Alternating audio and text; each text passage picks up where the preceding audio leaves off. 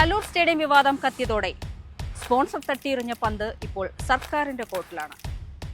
Football ഇതിഹാസം Lionel മെസ്സിയെ കാത്ത് കണ്ണിൽ എണ്ണയൊഴിച്ച് കാത്തിരുന്നവർക്ക് ലഭിച്ചത് നിരാശയും.